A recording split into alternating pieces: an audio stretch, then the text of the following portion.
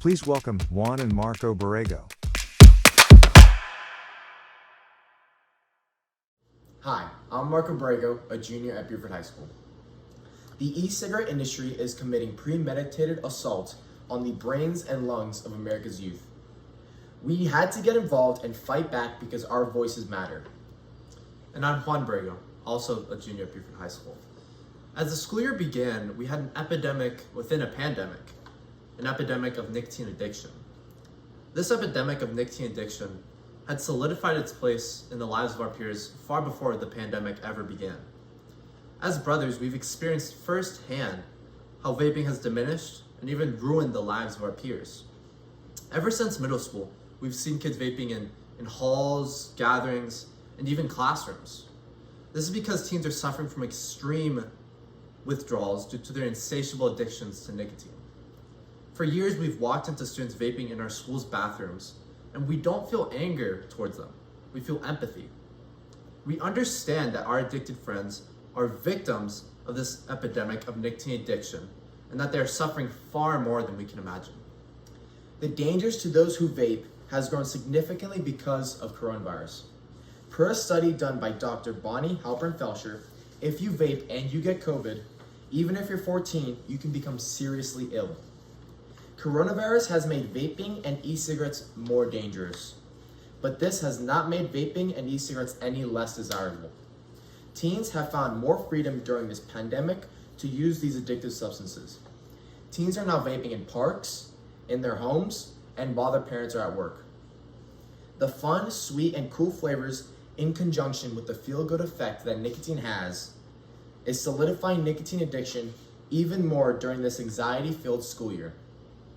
Coronavirus will not only leave chronic illness and death, but also leave nicotine-addicted teens in its wake. Juul continues to target our classmates, even middle schoolers, who represent all races and socioeconomic backgrounds.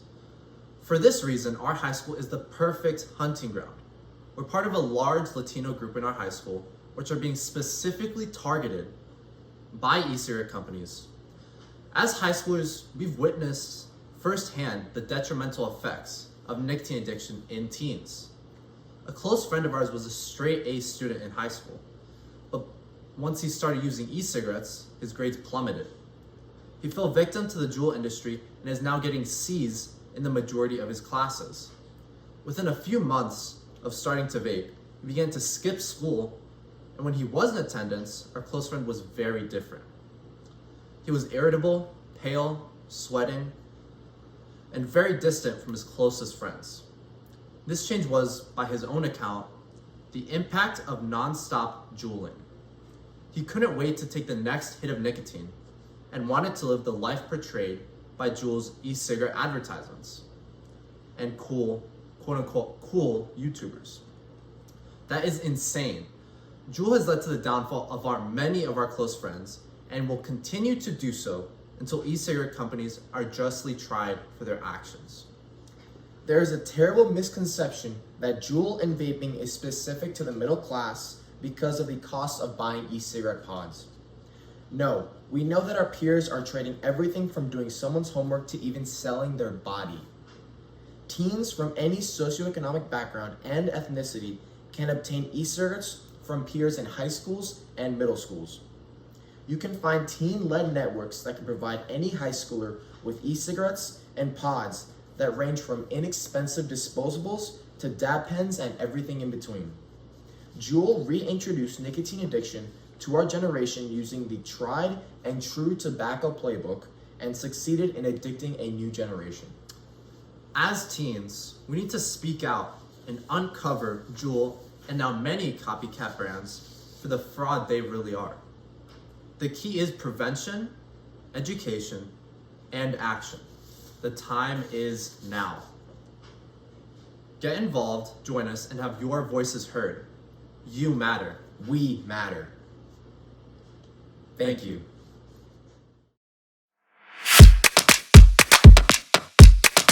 Please welcome our next speaker, Superintendent Richard Woods.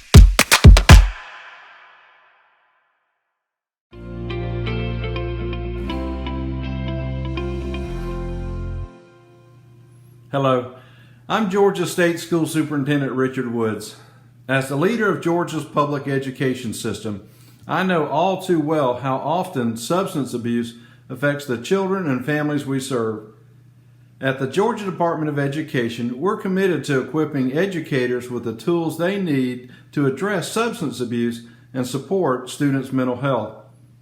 All of our work is centered around the whole child because we know schools play a role that goes far beyond academics.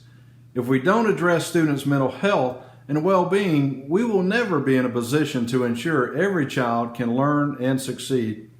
We are grateful for the partners in this work, including Governor Kemp, DBHDD, Voices for Prevention, and others in attendance here today. Together, I believe we can ensure the right supports are in place for every child and every family.